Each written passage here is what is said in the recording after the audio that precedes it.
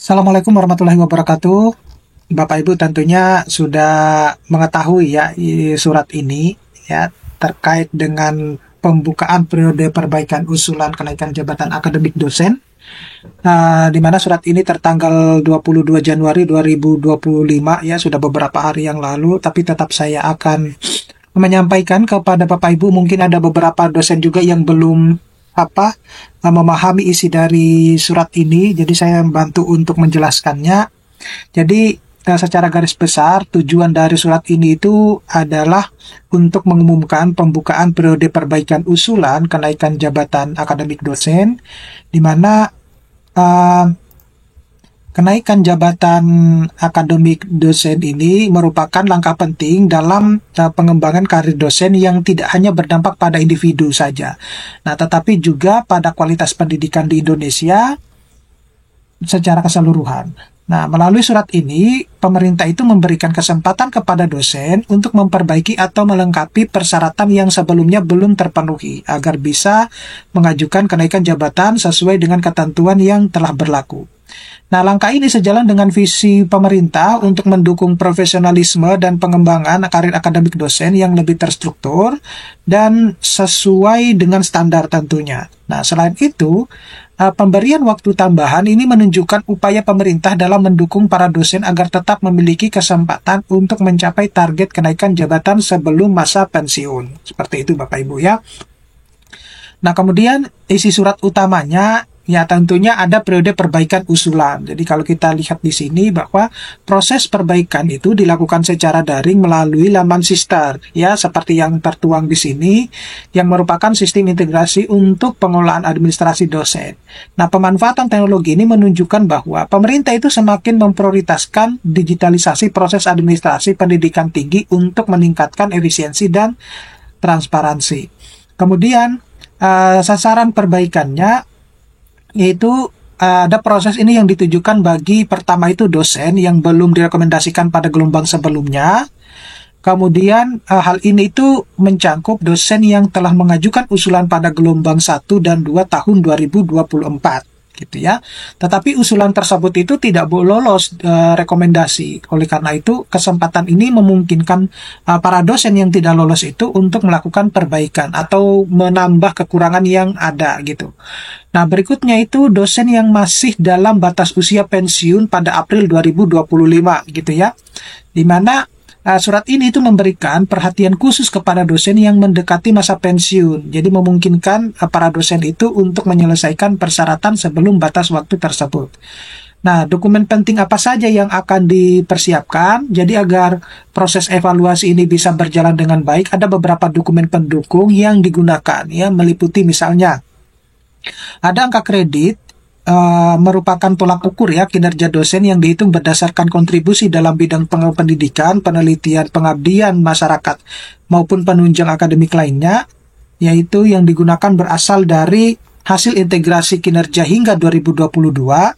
Kemudian angka kredit hasil konversi tahun 2023 sama SKP ya atau sasaran kerja pegawai untuk tahun 2022 dan 2023. Kemudian berikutnya itu adalah laporan BKD, di mana dokumen ini berisi rincian tugas yang telah dilaksanakan oleh dosen selama 2 tahun terakhir, yaitu 2022-2023 hingga 2023 sampai 2024 pada semester ganjil dan genap. Nah, berikutnya kita lihat di bagian lini masa ini yang penting buat Bapak Ibu pahami bahwa di bagian lini masa ini khususnya untuk jenjang lektor kepala dan guru besar ini dijadwalkan ya sebagai berikut ya, di mana tanggal 10 sampai 17 Februari 2025 itu persiapan dan pengajuan usulan perbaikan ya. Nah, di mana pada tahap ini perguruan tinggi itu mempersiapkan dokumen yang diperlukan dan mengajukan usulan perbaikan melalui sistem yang ditentukan. Nah, persiapan ini melibatkan koordinasi internal di perguruan tinggi untuk memastikan kelengkapan dan validitas dokumen yang diajukan. Kemudian yang kedua itu adalah tanggal 18 sampai 21 Februari 2025. Nah, ini yang berkaitan dengan validasi dan pengesahan oleh pimpinan perguruan tinggi ataupun LLDikti ya di masing-masing tempat. Nah, setelah pengajuan, dokumen usulan ini akan diverifikasi dan disahkan oleh pimpinan perguruan tinggi atau LLDikti. Nah, proses ini sebenarnya bertujuan untuk memastikan bahwa usulan sesuai dengan aturan dan kebijakan yang berlaku sebelum diteruskan ke tahap penilaian. Kemudian yang ketiga itu adalah di 24 Februari sampai 16 Maret 2025 yang terkait dengan penilaian usulan jabatan akademik dosen. Nah, pada tahap ini tim penilai itu akan mengevaluasi kelayakan usulan berdasarkan dokumen yang diserahkan, di mana penilaian ini melibatkan analisis terhadap angka kredit, laporan BKD, dan dokumen pendukung lainnya untuk menentukan apakah dosen tersebut itu memenuhi syarat kenaikan jabatan. Yang keempat itu tanggal 17 sampai 21 Maret 2025 itu adalah validasi dan penetapan hasil penilaian. Jadi tahapan akhir adalah validasi dan penetapan hasil penilaian oleh pihak terkait, di mana hasil ini akan menentukan status akhir dari usulan kenaikan jabatan akademik dosen, di mana apakah diterima atau perlu perbaikan lebih lanjut gitu. Nah, lalu apa sebenarnya pentingnya surat ini ya? Jadi surat ini itu penting bagi satu pemerintah ya tentunya, di mana ini akan menunjukkan komitmen terhadap peningkatan mutu pendidikan tinggi melalui pengembangan karir akademik dosen. Nah, di mana pada proses yang terstruktur ini juga memperlihatkan upaya pemerintah dalam menciptakan ekosistem pendidikan yang lebih transparan dan akuntabel.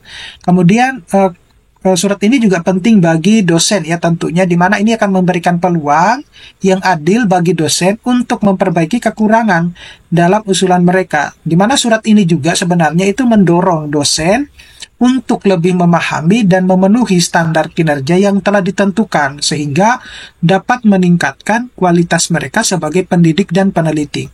Nah, berikutnya itu adalah bagi perguruan tinggi.